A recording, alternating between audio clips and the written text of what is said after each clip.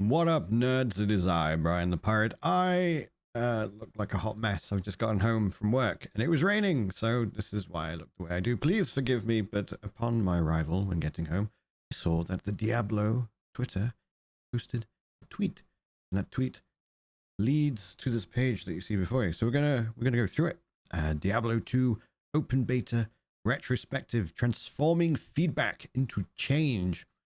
I mean, that sounds exciting. So let's have a gander. On the weekends of blah, blah, blah, blah. Yes.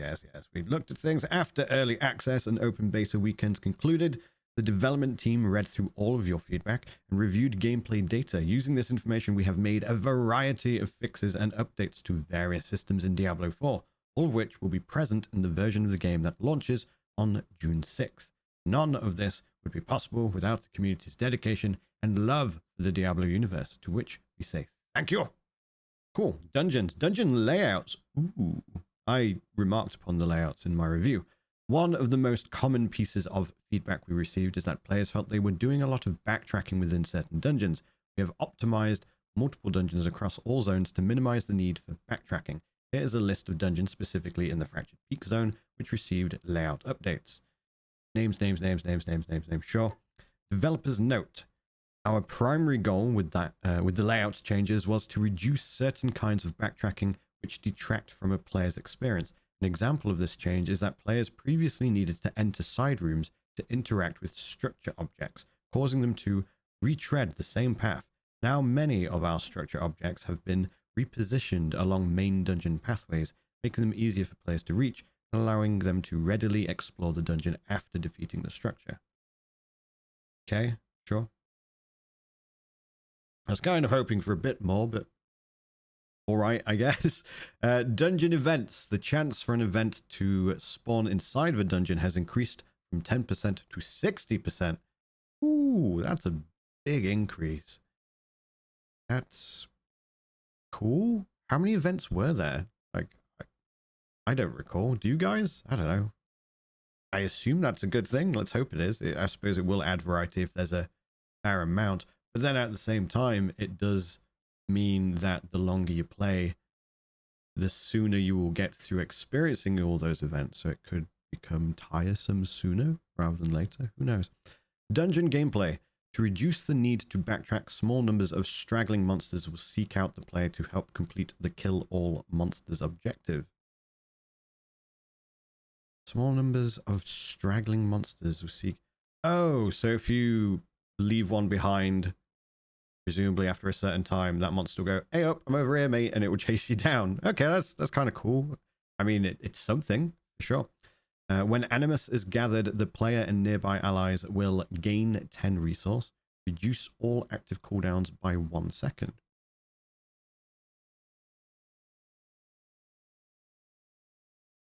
I don't remember, but were Animus dungeons always at the same dungeon?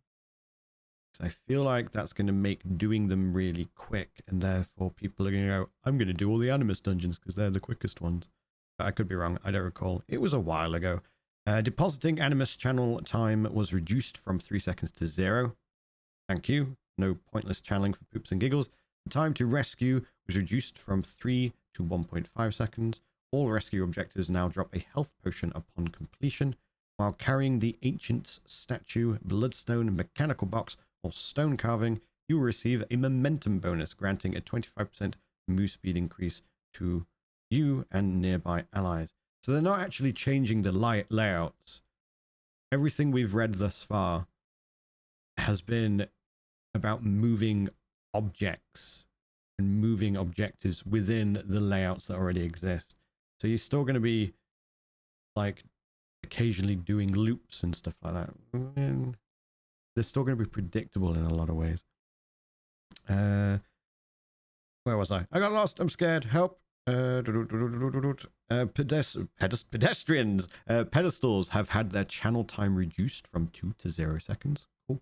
Returning a portable object to its pedestal now fully restores health, resource, potions, and resets cooldowns for all nearby players. Sure. All doors will now generate a minimap ping when they are opened. Nice quality of life thing, I guess. All structure objectives in dungeons now have additional combat mechanics players must overcome. Okay, so they're at least adding a little bit of spice, you know, kind of thing. I don't know why I did that in like a Arnold Schwarzenegger accent, considering that's not where the quote is from, but oh well. Developers note, while our dungeons offer a variety of objectives to complete, player feedback stated that the action of completing each objective felt tedious. Correct. We hope that providing bonuses, such as the increased mobility while carrying certain objective items, will streamline and vary the experience of completing objectives. The adjustments, this adjustment is merely a starting point, and we intend to extend this philosophy to keys in a future update. Making them faster doesn't make them less tedious. It just means they're not as tedious for as long. They're still tedious, in my opinion. Or at least most of them were, in my opinion. Classes, general. I wonder what's happening here. Let's predict nerfing to the shadow imbuement and Hydra, and probably something else, I imagine. Effects like stun and freeze can be applied to elite monsters twice as long before they become unstoppable. Oh, that's nice. I like it when you can go with like CC builds. I hated that they nerfed that in Diablo 3. Reviewed class skills to confirm that all classes have access to sufficient skills that remove control impairing effects. Okay, cool. Many legendary powers have had updates to their effectiveness. What does that mean? Like the ones that no one used are now going to be usable. A flat 10% passive damage reduction has been added for the barbarian class. Some skill tree passives had their damage reduction effects reduced to compensate. I don't feel like the barbarian needed that personally. I know a lot of people had beef with it, but my barb was the most powerful build that I had, and it was ridiculous. The whirlwind skill now deals more damage and consumes more fury. I still think they're going to have a unlimited whirlwind build, but which I'm not against, but it's objectively one of the most optimal builds you can do because you kill and move all at the same time. So, and it has the pull, so it's basically everything you need: CC, movement, mobility more specifically, and kill speed all in one. So it's still going to be the strongest skill, arguably. The double swing skill enhancement refunds its full fury cost when used on stunned or knocked down enemies. Sure. Druid. Companion skills will now deal heavily increased damage. Thank fuck. Because Jesus Christ, the companions were piss poor.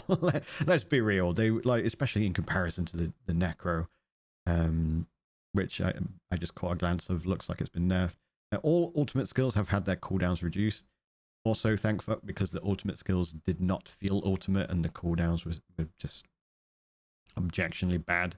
I still feel like they should significantly reduce all the cooldowns on all the ultimates, because they just... I don't think I used an ultimate apart from maybe on the Druid, which was the Angry Bear mode or whatever it was. Oh, and the Berserker mode, or Rage of the Berserker or whatever on the Barbarian. And then literally every other one I was like, it's not worth it because the cooldown's stupid. But that's just what I think.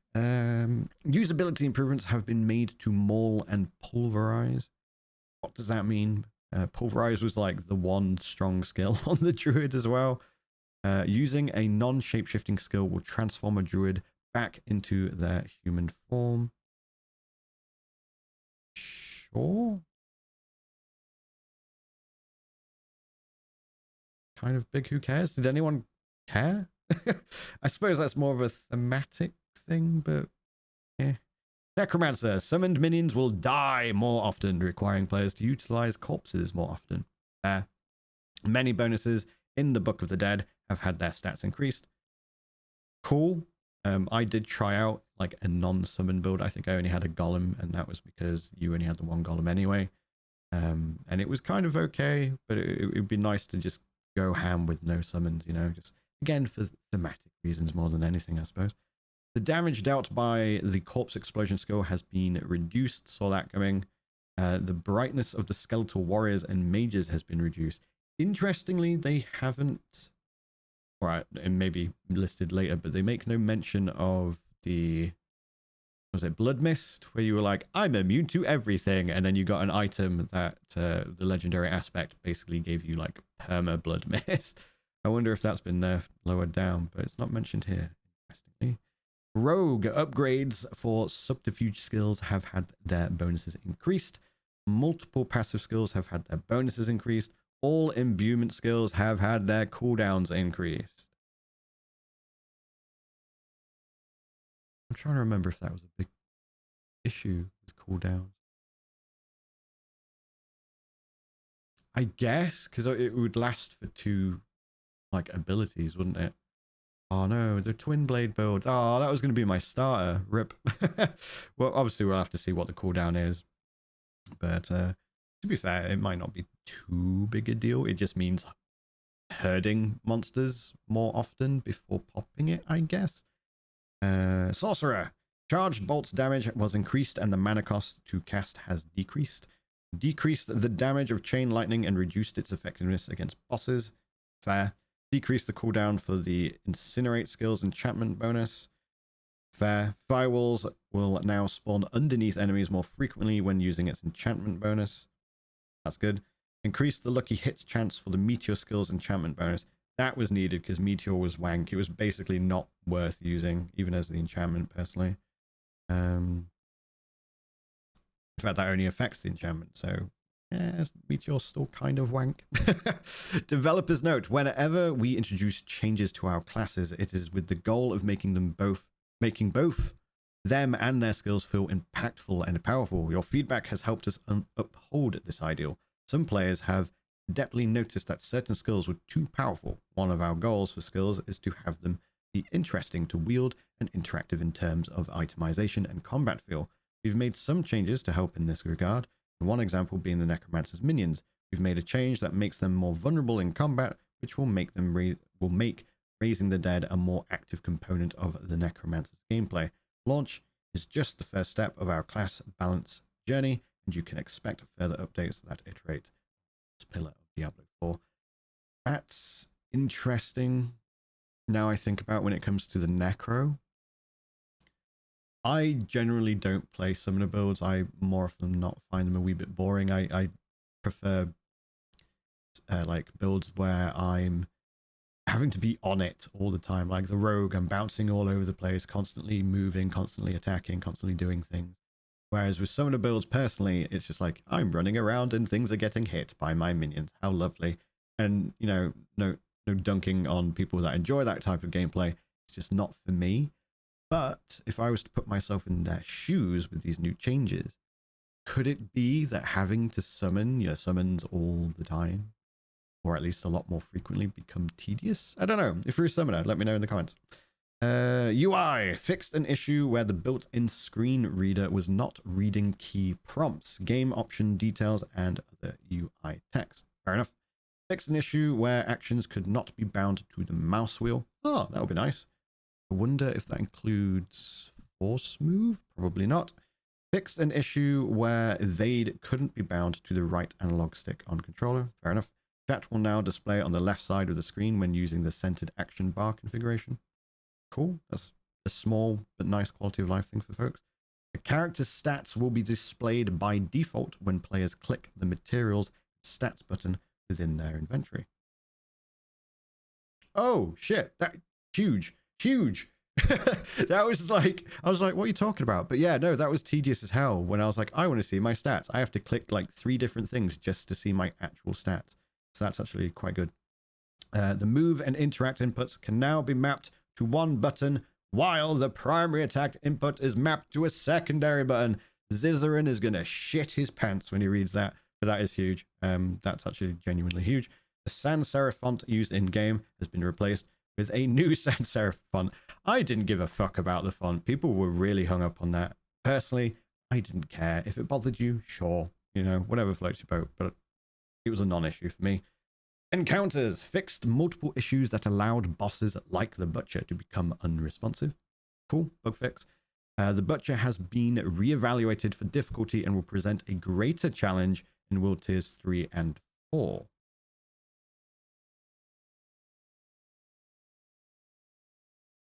but no one picks. I guess that's based on feedback from the end. No, because the butcher was new to the beta, so the end game beta didn't have it. What I'm perplexed by that decision. Why did they? Okay. Bosses such as name, Malnock, other name, and others were re-evaluated for melee character difficulty, resulting in changes to attacks and fight mechanics. I do not remember what any of those bosses were, but cool, I guess. Probably made them a little bit less tedious. If one of those was like the spider that ran away all the time, then that will be nice. Fixed an issue where vampire brutes using the shadow enchant affix would chain cast Impale. Sure. Cellars. Increase the chance for a dungeon event to occur in cellars. Okay, cool. Cellars will now consistently reward a chest upon completion. Fixed an issue where cellars would prematurely be marked as complete. Fixed an issue where the guaranteed elite monsters would be absent from a cellar. Fair enough. I did notice cellars like were kind of barren sometimes, so that's good, I guess. General quality of life. Fixed an issue where players could increase attack speed by move cancelling attacks early. I did notice that. I don't know how that's quality of life in fixing that, but because technically you're just nerfing it, but I guess they saw it as an exploit. Fixed an issue where characters weren't immune and untargetable after loading into an area. Fair enough. The reset dungeon button has been disabled. I'm guessing there was some form of exploit or that led to people using it in a way that it wasn't intended. Fixed an issue that caused Gale Valley and Serac Rapture to have less monsters than intended until the campaign quests in those territories were completed. Fair enough. See, that contains all the information we need. It would be nice if they told us why that's a thing. Tune in to the next Diablo stream on 420 AO kind of thing. Nice, whatever. Game director, blah, blah, blah. Look at the Twitter if you're bothered about that. Overall, cool. There's definitely some cool changes there. I was expecting a few more nerfs, to be honest. Like the sorceress seemed to get away with it, kind of thing. Obviously, that was what a lot of people thought was one of the beefier characters. We saw the imbuement come in, to be honest. But again, it's probably just going to be a case of people cast it, hoard all the monsters or herd all the monsters, and then use it. Rinse, repeat. So it will slow down gameplay, I guess, but otherwise the build is not changed kind of thing. But sure. Necromancer, we kind of saw that come in. It was like stupidly powerful, especially in comparison to the Druid, and the Druid, of course, was stupidly weak in comparison to the Necromancer. I'm still a little concerned about resource generation with the Druid. I know we didn't see the boon system. We have seen the leaks. There is a boon that's like, you can generate more spirit. It was one of the wolf ones.